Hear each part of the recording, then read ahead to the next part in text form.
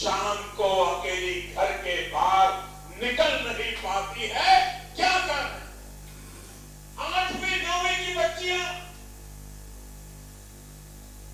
इस बात के लिए परेशान है, स्कूल जाती हैं, सरफरे लड़के रास्ते में ऐसी भर्ती टोका टोकी करते हैं, बच्चियां स्कूल जाने से करती हैं। ये हालत उत्तर प्रदेश के सामान्य जीवन में आपने पैदा की। और दुर्भाग्य यह है कि समाज बुराई से ज्यादा इस बुराई को आपकी पार्टी के नेताओं ने आश्रय देकर रखा है, गुंडाओं को बांध करके रखा है, और उसी का कारण है कि उत्तर प्रदेश का ये हाल करके रखा है। भाइयों बहनों, अगर हिम्मत हो, नेक इरादे हो,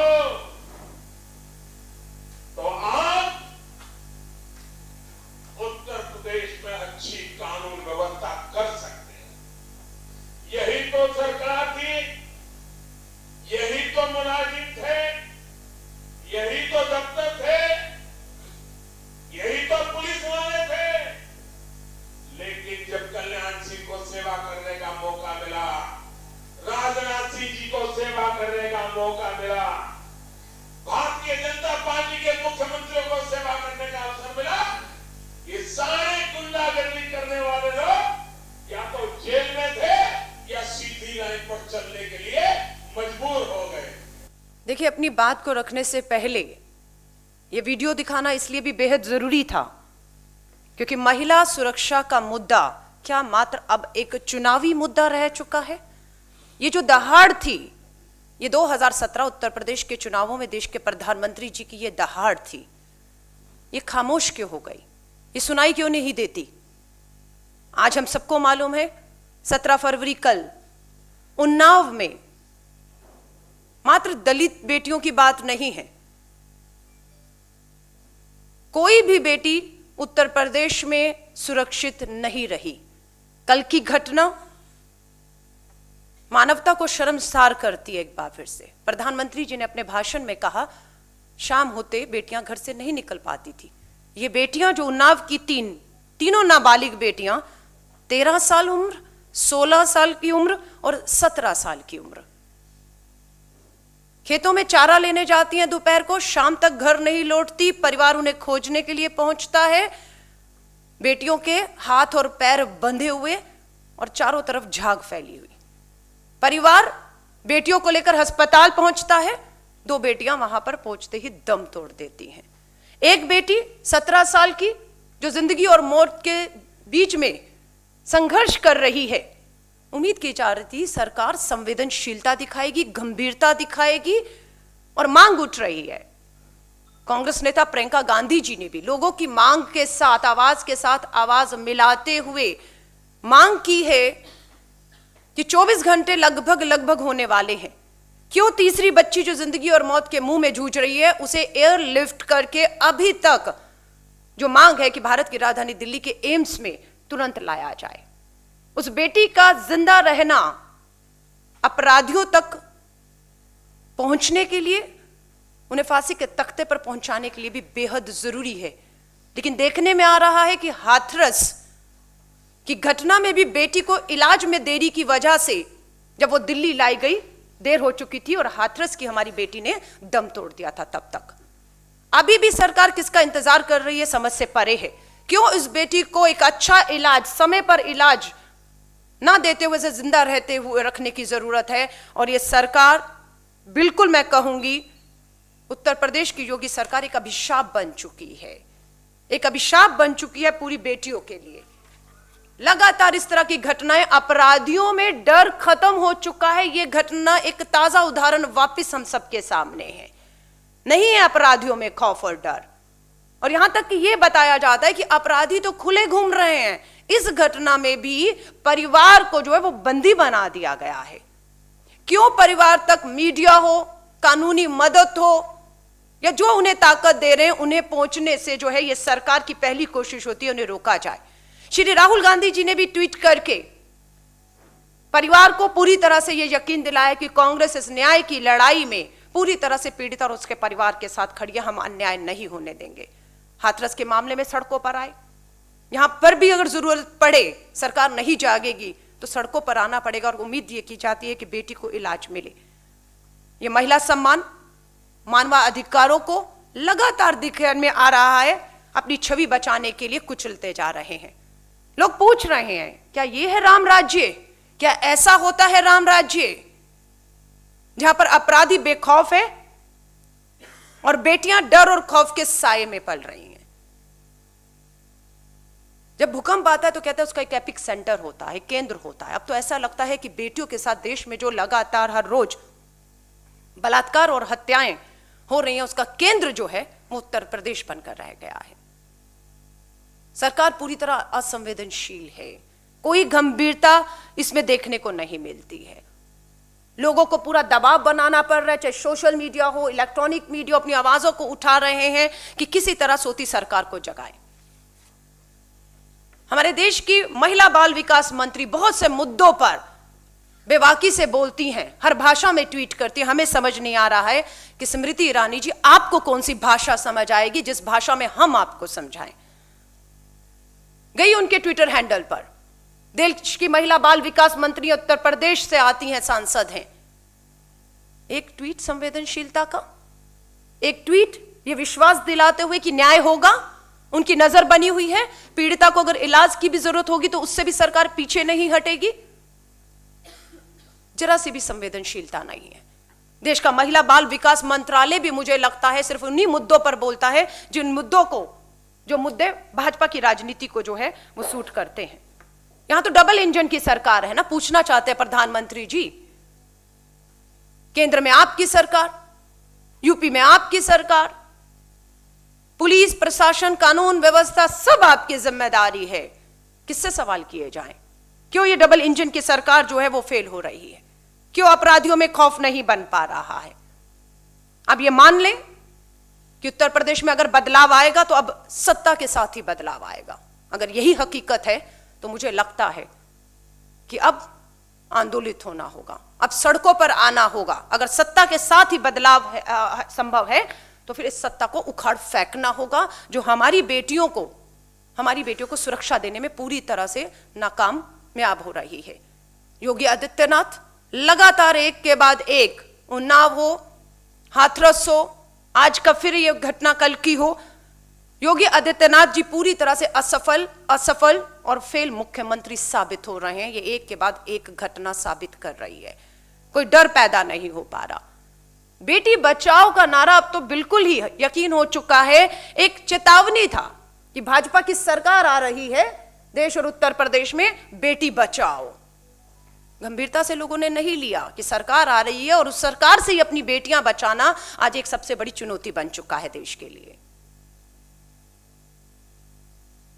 आप सभी मीडिया साथियों से कहूंगी, खामोश कर दिया जाता है हर उस उठती हुई आवाज को जो इस सत्ता के खिलाफ उठती है, लेकिन ये आवाज पीड़िता और उसके परिवार के लिए उनके कानों तक पहुंचेगी तो यकीन है उस पीड़ित परिवार को भी न्याय की उम्मीद जिंदा रह पाएगी। वो हमारी बेटी जिसे अभी भी इलाज से, अच्छे इलाज से मैं कहूंगी वंचित रखा गया है, किन कारणों से नहीं समझ आ रही। हमने देखा है किसी वीआईपी को कुछ भी होता है, एक सेकंड के अंदर हवाई जहाज, प्लेन, डॉक्टरों की टीम खड़ी रहती है और तुरंत दिल्ली लाके उसे बस से बस अच्छे से अच्छा इलाज देने की कोशिश होती है। जब हमारी बेटियों के साथ जघन्य अपराध और जिंदगी और मौत के बीच में जूझती हैं तो कहां सरकार जो है वो पीछे हट जाती है। हम मांग करते हैं कि हमारी ये जो तीसरी 17 साल की नाबालिग बेटी जिंदगी और मौत से जूझ रही है उसे तुरंत दिल्ली शिफ्ट करके उसे अच्छा से अच्छा इलाज किया जाए ताकि अपराधियों तक हम लोग पहुंचने में कामयाब रहे, उन्हें सजा दे पाएं और उदाहरण पेश कर पाएं।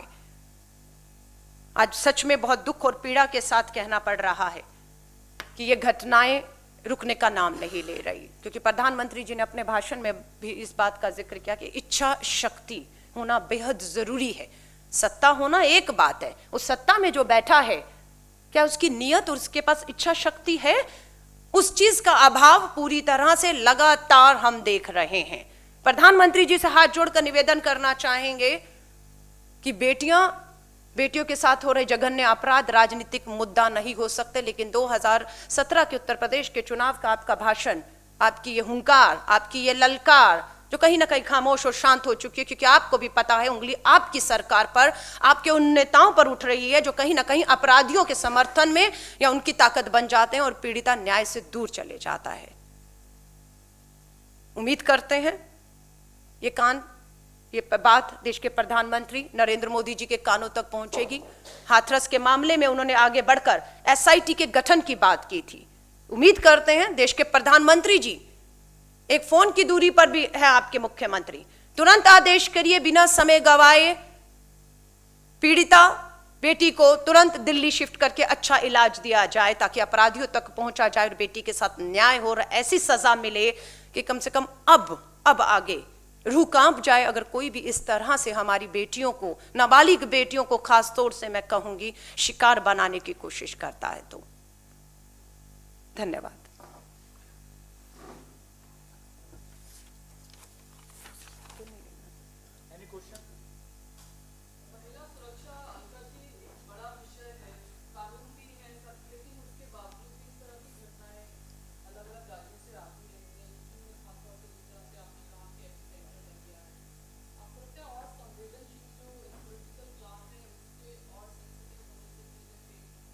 देखिए, आपने बिल्कुल ठीक कहा, संवेदनशीलता, नियत, विल होना बहुत जरूरी है, जो इस सरकार, योगी आदित्यनाथ सरकार में पूरी तरह से उसका अभाव है। ना ये सरकार संवेदनशील है, ना इसकी कोई नियत दिख रही है, क्योंकि अपराध कम होने की बजाय लगातार बढ़ रहे हैं।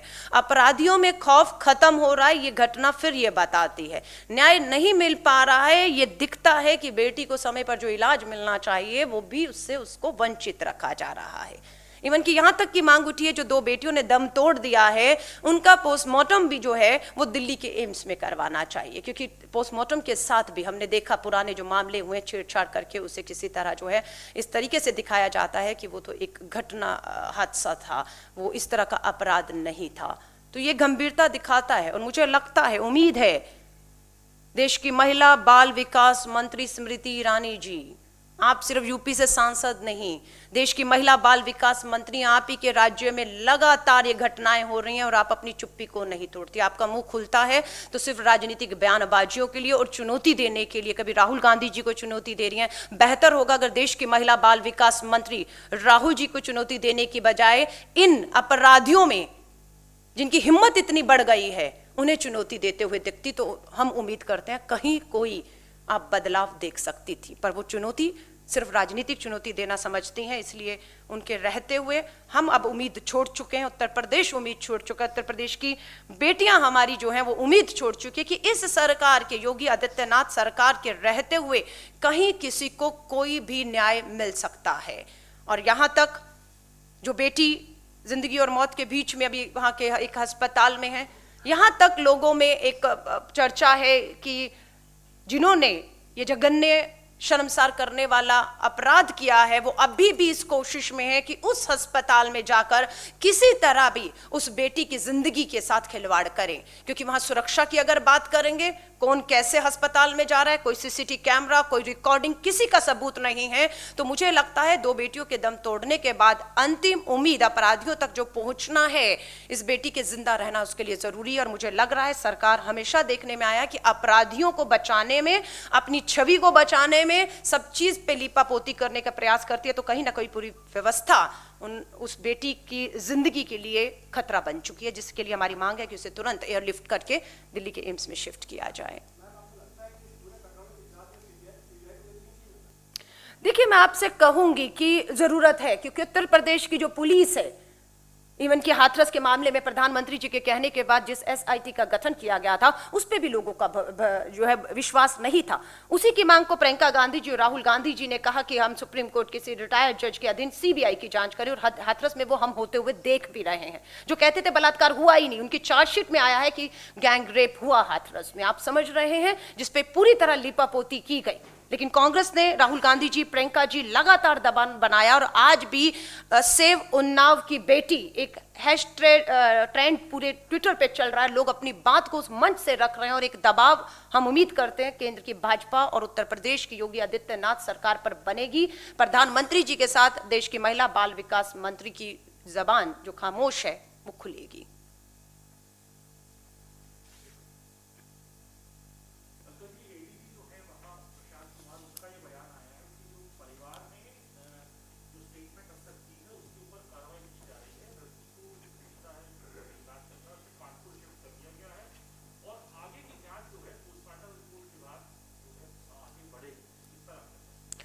देखिए, मैं आपको कह रही हूं, उत्तर प्रदेश की जो आगे की जांच पे ही तो भरोसा नहीं है, क्योंकि आपको पता है वहां की पुलिस प्रशासन सरकार ये अपने आप में कोई पहला मामला नहीं है। पुराने मामले उन्नाव और यही हाथरस का मामला आपके सामने पहले भी आया है कि किस तरीके से पहली लाइन ले ली जाती थी कि जो है वो असली में है ही नहीं। ये साबित करने की प्रयास अंत तक होते रहे, तो विश्वास उठ चुका है। और कोई भी आप जब न्याय की बात करते हैं, वो न्याय आप तब उम्मीद करते हैं जब आपको विश्वास हो। आपको विश्वास जनता का खत्म हो चुका है उत्तर प्रदेश की योगी सरकार के पास। और मैं साफ एक बात कहूंगी, कहते हैं ना दुश्मन भी एक घर छोड़ देता है, यहाँ तो हमारी बेटियां हैं, उन्हें तो राजनीतिक का अपना हथकंडा बेटी बचाओ के नारे देने के बाद इस तरह से जो प्रधानमंत्री जी के ललकार और दहाड़ है, कम से कम मैं कहूंगी हमारी देश की बेटियां जो लगातार बलात्कार और हत्याओं का शिकार हो रही हैं, इस तरह की उनके साथ हो रहा है, कम से कम बेटियों को छोड़ दीजिए। हाथ जोड़कर देश के प्रधानमंत्री जी, भाजपा और उत्तर प्रदेश की सरकार से निवेदन है, बेटियों को छोड़ दीजिए। यहां तो आर और पार की लड़ाई करके जो भी दोषी है, अपराध है, फास्ट ट्रैक कोर्ट पॉक्सो में protection of children from sexual offence जो है, ये तीनों मामले उसके हैं। 16, 13, 17 साल की हमारी बेटियां हैं, तो लीपापोती ना करने की बजाय, और सबसे पहले देखिए, सबसे बड़ी आप न्याय एक लंबी प्रक्रिया है, चाहे आपका फास्ट ट्रैक कोर्ट है, रोज सुनवाई होगी और आपको न्याय मिलेगा, वो तो बाद की बात है। अभी पीड़िता की जान बचाना, जो तीसरी बेटी है 17 साल की, उसकी जान बचना बेहद जरूरी है, जिसमें सरकार बिल्कुल भी गंभीर नहीं दिख रही है। उसे एक अस्पताल से दूसरे अस्पताल उत्तर प्रदेश में ही शिफ्ट कर रही है, जहां पर परिवार को भी लगता है कि उनके लिए खतरा बना हुआ है। जिस तरीके से पीड़िता को एक अस्पताल से दूसरे अस्पताल ले जाया जा रहा है, और आपको मालूम है कि अस्पतालों की हालत उत्तर प्रदेश में क्या है, तो इसीलिए हम मांग कर रहे हैं कि उन्हें तुरंत बिना अब देरी किए, क्योंकि 24 घंटे लगभग होने वाले हैं, 1 घंटे का सफर नहीं है, एयरलिफ्ट करके बेटी को बचाया जाना प्राथमिकता है। बाकी लंबी लड़ाई है, बिल्कुल कांग्रेस नेता राहुल गांधी जी ने कह दिया, लड़ाई जितनी भी लंबी हो, कितनी भी कठिन हो, लेकिन हम बेटियों की सुरक्षा को लेकर बिल्कुल, हम इस तरह से अगर सड़कों पर भी आना होगा, इस सरकार को मजबूर करना होगा, तो हम अब करेंगे। लेकिन सरकार संवेदनशील, गंभीर नहीं है, नियत नहीं है, ये इस मामले ने दोबारा एक बार साबित किया है।